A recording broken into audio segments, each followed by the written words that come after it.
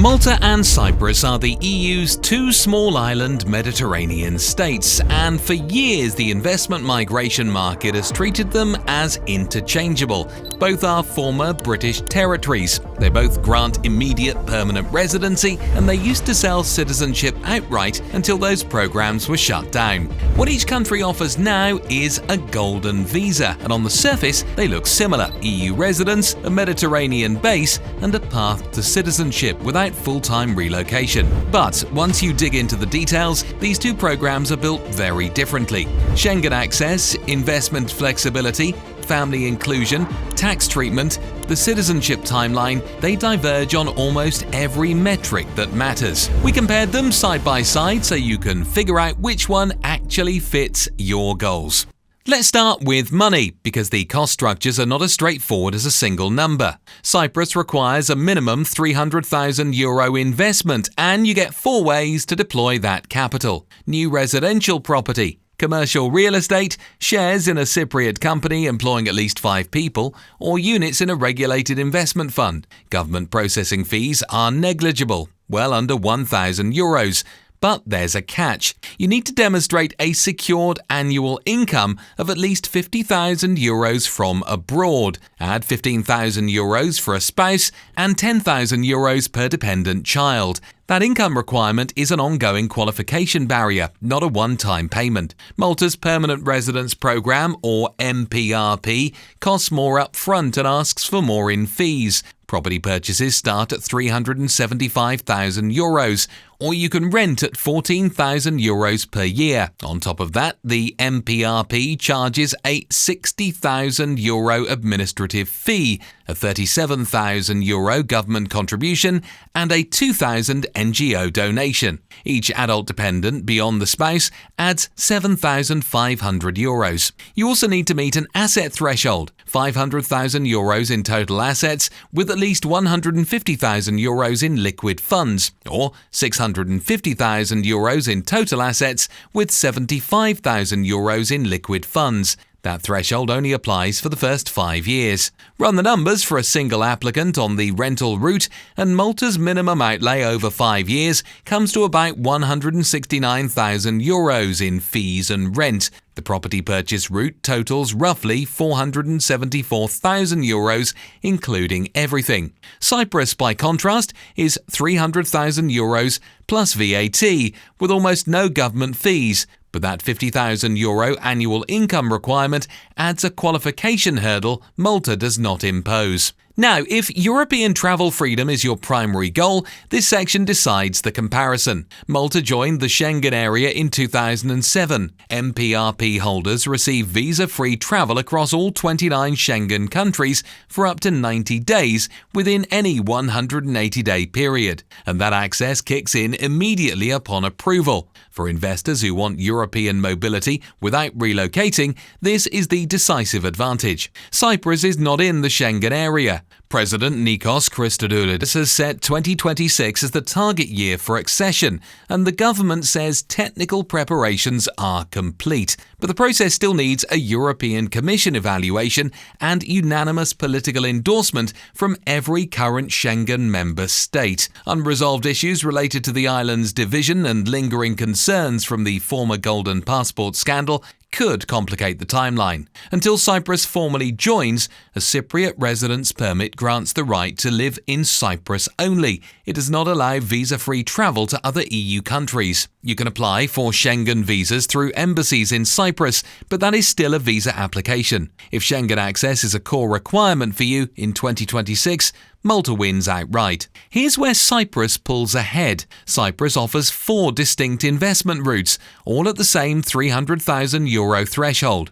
Reforms in March 2021 expanded the options beyond residential property to include commercial real estate like offices, shops and hotels, company shares, and regulated investment funds. You can even rent out residential property purchased under the program from day one. Malta's MPRP ties your investment exclusively to property. You buy or rent. July 2025 changes introduced immediate leasing rights for purchased properties and subletting rights for rented properties after 5 years, which was a welcome update. But the MPRP still does not offer a fund, business or commercial real estate route. Your capital goes into residential property or monthly rental payments. If you want your €300,000 working in a business or fund rather than sitting in an apartment, Cyprus gives you that option. Malta does not. You can compare these and 275 other residency and citizenship programs using IMI's Program Finder at imidaily.com, where you can sort,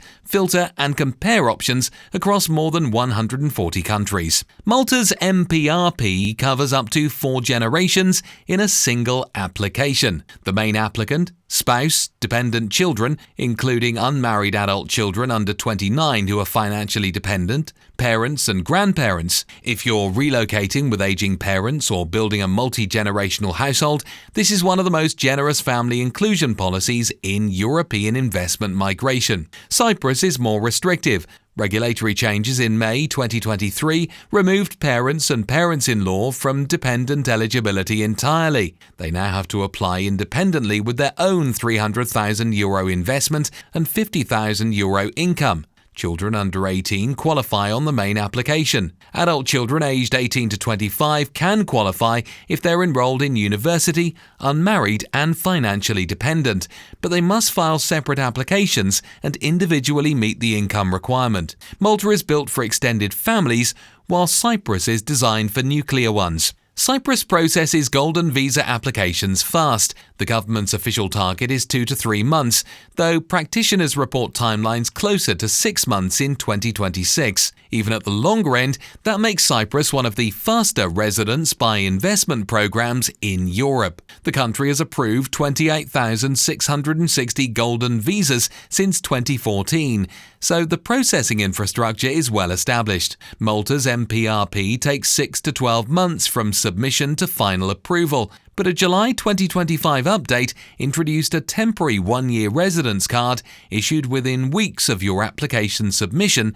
and payment of the initial €15,000 fee. That card lets families relocate to Malta, explore schooling and property options, and travel within the Schengen area while the permanent residency application works through due diligence. So the effective gap has narrowed. You get a functional residence permit in Malta within weeks, even if the permanent certificate takes months to finalise. Both programs lead to EU citizenship through naturalization, but the timelines and language requirements create a clear divide. Malta requires physical residence for at least 4 years out of the preceding 6, with no more than 6 consecutive months, or 10 months total, spent outside the country during that period. The 12 months before your citizenship application must be spent continuously in Malta. You pass a language test in English or Maltese, and Maltese nationals must vouch for you in writing. Citizenship is discretionary, and the practical minimum from permanent residency to eligibility is 5 years. Cyprus demands more time.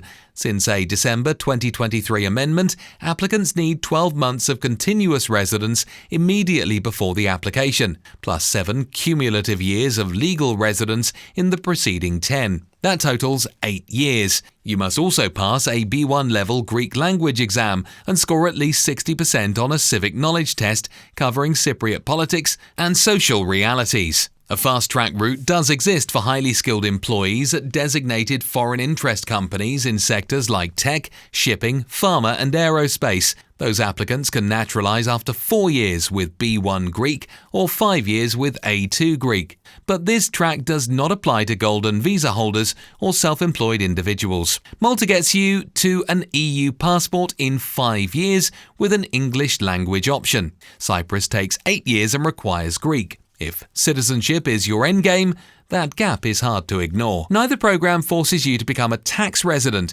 which means you can hold permanent residency without triggering local tax obligations on worldwide income. Cyprus operates a non-domicile regime that exempts dividends, interest and capital gains from the Special Defence Contribution, the SDC, for up to 17 years. A 2026 tax reform introduced an extension. After the initial 17 years, you can pay a €250,000 lump sum per 5-year period to keep the exemption for up to 10 additional years. Cyprus levies no inheritance, wealth or gift tax. Stamp duty was abolished entirely as of January 2026. The country also has a 60-day tax residency rule. You can establish Cyprus tax residence by spending just 60 days per year in the country. The 2026 reform removed the previous requirement that you may not be tax resident in another jurisdiction, though dual residency creates treaty analysis complexity. On the corporate side, Cyprus raised its rate from 12.5% to 15%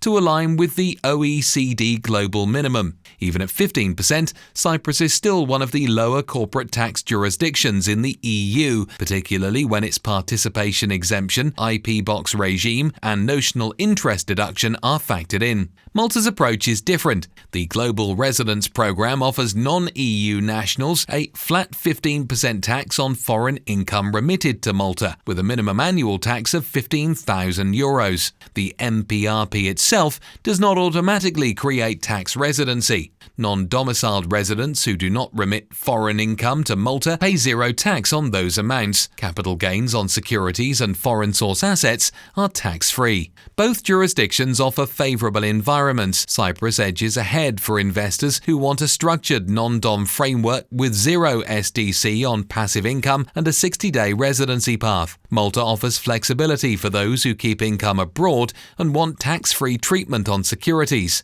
If you want expert guidance on structuring your tax position in either country, you can find, sort and contact specialists at imidaily.com.